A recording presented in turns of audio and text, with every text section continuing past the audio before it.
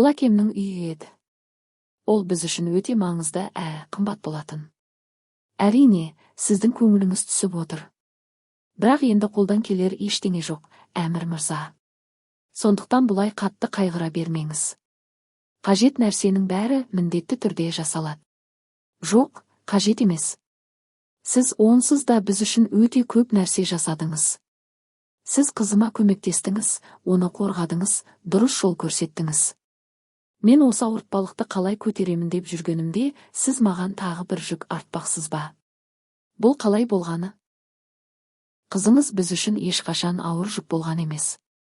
Керісінше, ол біздің өмірімізге көп жақсылық пен қуаныш әкелді. Әмір мырза, тыңдаңызшы. Сіздің қызыңыз шынымен өте мықты жан. Ол дәл өзіңіз сияқты. Қандай қиындық кездесе де, не болса да, мойымай, аяғынан нық тұра білді. Біз үшін ең маңыздысы, сіздің аман есен болып, бақытты өмір сүруіңіз. Қызым, мен барып Игитті қарап келейін. Әкеңмен сөйлестің бе? Бізбен бірге қаласың ба? Әкем сені көндіре алды ма? Жоқ, сен бізбен қалмайсың. Кетесің, Игит, мен бір нәрсе айтқым келеді. Біз үшін жасаған жақсылықтарыңыздың бәрін шын жүректен жасадыңыз. Мен сіздерді өз отбасымдай көріп кеттім. Қарашы, Гүлпери Игитке қалай бауыр басып қалды. Ал Игиттің де оған деген бауырмалдығын көріп тұрсың. Біз қай жерде жүрсек те, бәрібір бір күні қайта кездейміз. Сосын тағы да бірге боламыз. Сенесіз бе, мен мұны мүлде күтпедім. Сен қоштасуға келемін деген едің. Борджу бәрін ұйымдастырып қойыпты. Көп рахмет. Шынымен де мені қатты қуанттыңыздар. Ал мынау балаларға. Дәрігер ханым, балалардың игілігіне кийсін. Көп рахмет. Мархабат. Сізге де көп рахмет. Қызым, мұнда күн суық болып кетті, тоңып қалуым мүмкін. Рахмет, әке. Жаным қызым, саған не болды? Неге көңілің түсіп жүр? Жоқ, әке, бәрі жақсы. Қызым, тыңдашы. Осы уақытқа дейін қасыңда бола алмаған шығармын. Бірақ не болса да, мен бәрін түсінемін. Мен сенің әкеңмін ғой. Әкелер баласының көзіне қараса, оның жан дүниесінде не болып жатқанын бірден сезеді, қызым. Әлде Мардинге барғың келмей ме? Үй үшін уайымдап жүрсең, Эмир мен Савашқа рахмет. Олар бізге көп көмектесті. Олардың жасаған жақсылығын өмір бойы ұмытпаймын. Ерте ме, кеш пе, міндетті түрде қарызымды қайтарамын. Егер соған алаңдап жүрсең.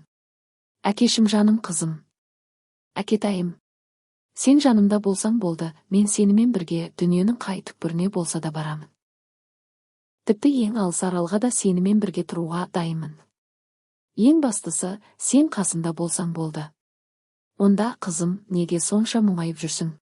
Неге көңілің жабырқау? Тыңдашы, қызым. Осы үйде, осы адамдар да сенің отбасың айналды. Мүмкін сен кеткің келмейтін шығар. Қызым, айтшы, сүйіктілерін, отбасын, бар өмірін артта қалдырып кету кімге оңай? Оның жүректі қаншалықты ауыртатынын менен артық ешкім білмейді. Бірақ қаласаң, қызым, осында қала аласың. Жоқ, әке. Мен сізді тастап кете алмаймын. Осынша жылдан кейін сізді әрең таптым. Енді сізден бір сәтке де алыстай алмаймын. Қолымнан келмейді. Жарайды онда, қызым. Әкетайым менің. Әкешім. Жаным менің. Жаным, қызым. Әке. Егер қатты ренжіген болсаң, қолымнан келгеннің бәрін істер едім. Міне, бәрін ұстап тұрмын. Кел, отыр, отыр. Бұл біз осы үйге көшіп келгенде анамыз сыйлаған жақтау емес пе? Анам осы жақтауды сыйлаған кезде өмірдің де өз жақтауы болады деген еді. Осы жақтауға салатын әрбір суретің әдемі болсын деді. Сосын тағы, бұл жақтауға қоятын суретің қандай ерекше болса, өмірің де дәл сондай ерекше болсын деп тілек айтқан еді.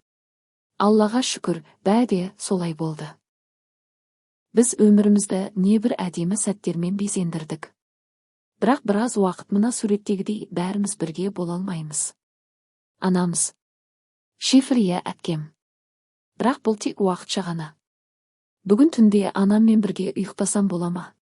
Иә, әрине. Алло, Әмір, қалайсыз, көке? Жұмыстарыңызды аз да болса реттей алдыңыз ба? Иә, негізгі шаруалардың көбі артта қалды десек болады. Білесің бе, адамда сендей жиені болса, шетелге де көңілі жайланып кете береді. Әкемнің сені мақтан тұтқаны бекер емес екен. Менің айтқанымды ұмытпа. Компанияны да, үйді де саған сеніп тапсырамын.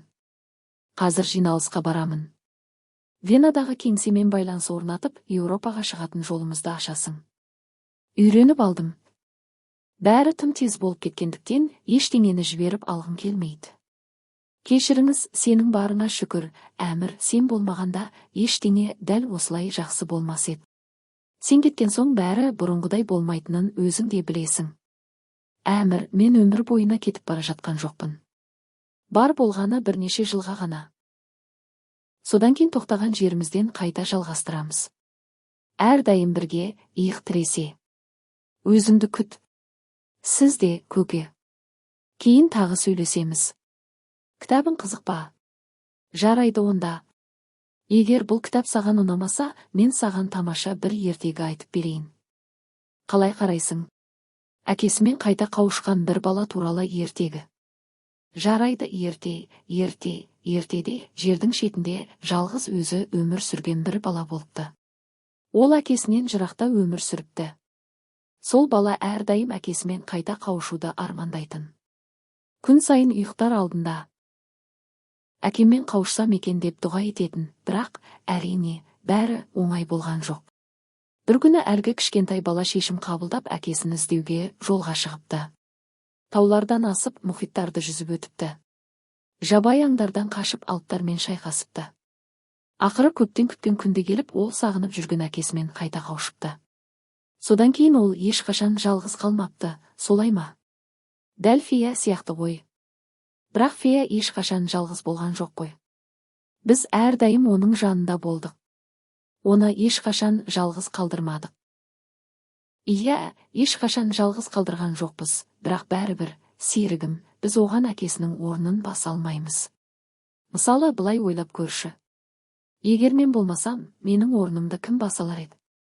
Мені қалай жақсы көрсең, дәл солай кімді жақсы көре алар едің? Әрине, ешкімді. Өйткені бұл дүниеде сен сияқты адам жоқ қой. Дәл сол сияқты, серігім. Фея бізді қанша жақсы көрсе де, біз оның әкесінің орнын ешқашан баса алмаймыз. Бірақ мен оның сен үшін қатты қуанатынына сенімдімін. Сондықтан сен де оның бақыты үшін қуануың керек. Мені дәл осы жерге алып келетініңді білгенмін. Кетпес бұрын осы жерге міндетті түрде келуіміз керек еді. Бұл жағалау біздің оқиғамызға, махаббатымызға куә болды, жақсы күндерімізде де, қиын сәттерімізде де, осы теңіз бізге әрдайым жарық сәуледей болды. Сен де мен үшін дәл сондайсың. Иә, біз бір-біріміз үшін сондаймыз. Сенің менімен бірге анамның қабіріне барғаның мен үшін өте маңызды болды. Осылайша анам өмірдің маған қандай аяулы әпке сыйлағанын көрді. Мен анамның жаны енді тыныш екеніне сенімдімін. Оның бар арманы менің жақсы оқу орнында оқып, сапалы білім алуым еді. Нарин әпкем мен Кемал ағамның арқасында сол арманы орындалды. Мен де оның жаны тыныш деп ойлаймын. Егер ол қазір сені көріп тұрса, дәл сендей ұлы барына мақтанар еді. Мен қайда жүрсем де, жүрегім әрдайым анаммен бірге болады. Елге оралғанда ол мені мақтан тұтатын болады. Мен өте табысты адам боламын. Анамның да, Кемал ағам мен Нарин әпкемнің де үмітін ақтаймын. Олардың абыройына дақ түсірмеймін. Жаным бауырым, бұған менің еш күмәнім жоқ.